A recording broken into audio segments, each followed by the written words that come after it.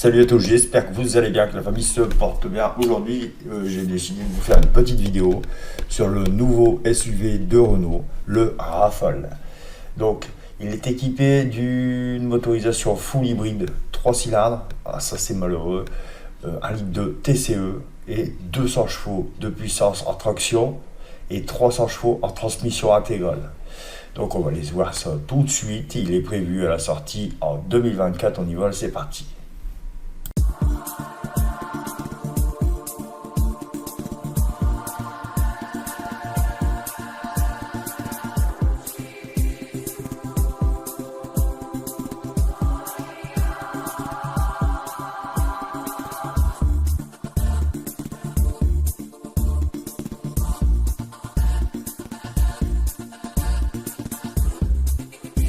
Là, on va voir un peu le prix.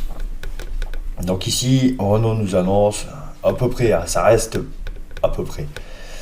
Donc pour le 200 chevaux, ça devrait débuter à 44 000 euros environ en finition de base techno et grimper jusqu'à 48 000. Pour la version Esprit Alpine. Voilà. Là, pour le modèle 200 chevaux, on est sur une longueur de 4,71 m. En largeur, on est à 1,86 m.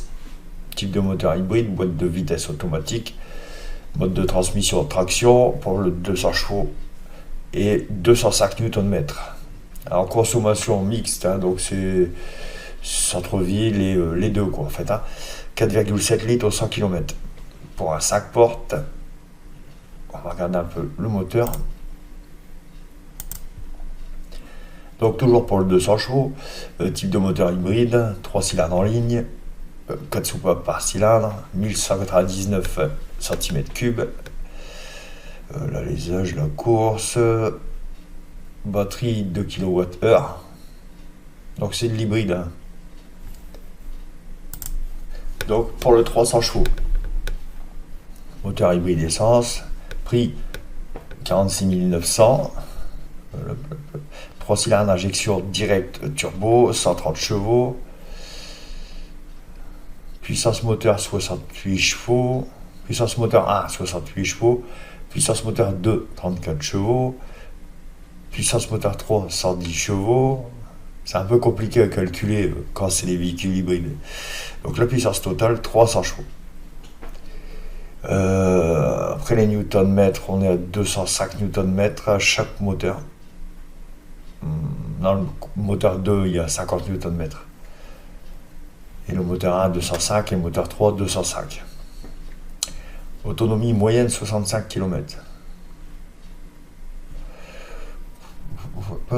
Coût d'une recharge, 3,24 €. Ça va encore. Coût en électrique pour 100 km, 3,42 €. Accélération, 0 à 100 en 6,1 secondes.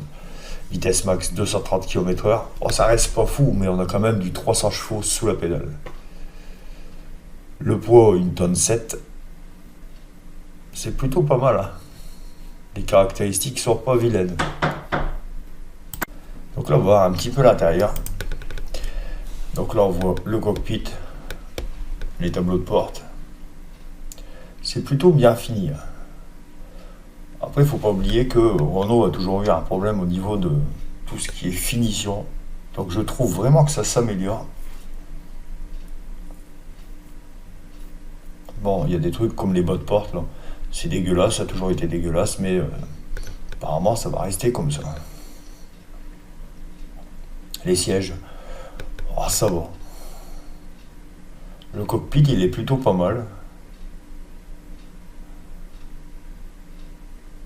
J'avoue, le violet, bof, ça passe pas trop en fait, mais bon, ça reste plutôt pas mal quand même. Non, ça va, ça a l'air pas mal. Il y a l'air d'avoir pas mal de config sur le cockpit. Ouais, ça a l'air pas mal. Électrique, air qualité, qualité de l'air, driving assistance. Ouais, si, ça a l'air pas mal. Alors évidemment, il va y avoir sûrement des problèmes électriques là-dessus, parce que tout est automatisé sur la console.